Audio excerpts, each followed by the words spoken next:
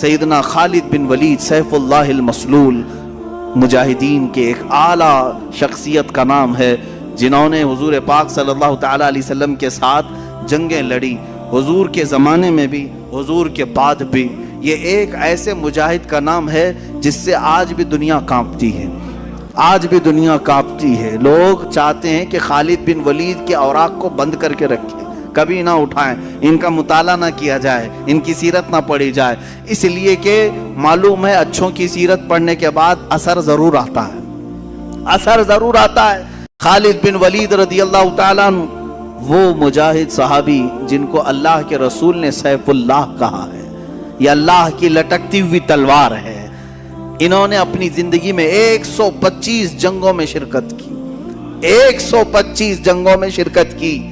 اور آپ کو ایک بات بتاؤں، 125 میں سے ایک میں بھی شکست نہیں کھائی، ایک میں بھی شکست نہیں کھائی۔ یہ آپ کو خاصہ تھا، آپ کی اسپیشلٹی۔ آج اور ایک میں بتا دوں آپ کو، اللہ تعالیٰ نے جو آپ کو خصوصی انعام دیا سارے صحابہ میں، خالد بن ولید کو 125 جنگوں میں شریک ہوئے اور ساری 125 میں فتح یابی ملی، ایک میں بھی شکست نہیں۔ دوسری خصوصیت آپ کی یہ ہے، دوسری خصوصیت، خالد بن ولید رضی اللہ تعالیٰ عنہ جن علاقوں کو فتح کیے 125 جنگوں میں، جن علاقوں کو فتح کیے،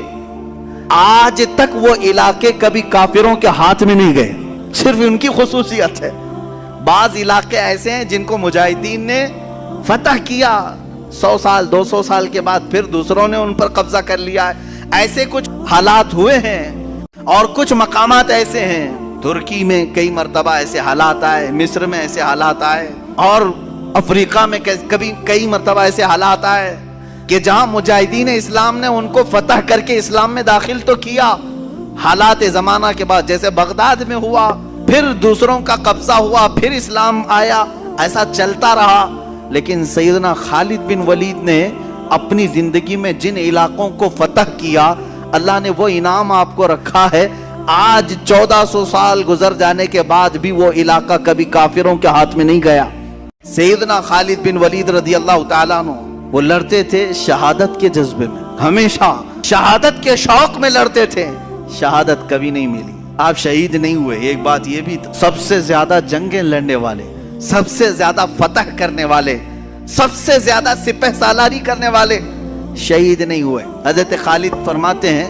میرے جسم میں، پورے جسم میں ایک بالشت جگہ بھی باقی نہیں جہاں تیر نہ لگاؤ، جہاں نیزے نہ لگے ہوں، تیر آئے ہیں، نیزے لگے ہیں، چاقو لگی ہے، پورے جسم کی بات حضرت خالد فرماتے ہیں ایک بالشت جگہ بھی باقی نہیں ہے، ایک بالشت جگہ بھی باقی نہیں ہے کہ جس میں تیر نہ لگاؤ۔ حضرت خالد فرماتے ہیں ہر تیر کے بعد میری تمنا ہوتی کہ میں جام شہادت نوش کروں، لیکن نہیں، جب آپ کی آخری عمر ہوئی اور آپ بستر پر آرام فرماتے،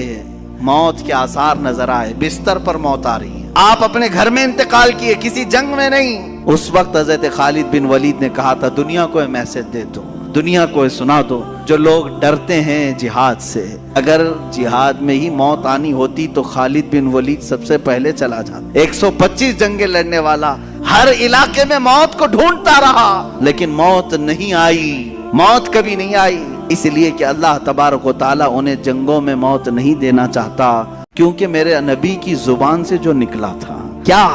ان کے لیے یہ لفظ نکلا تھا کہ یہ اللہ کی لٹکتی ہوئی تلوار ہے، سیف اللہ ہے۔ اگر یہ کسی جنگ میں شہید ہو جاتے، کسی کافر کے مارنے سے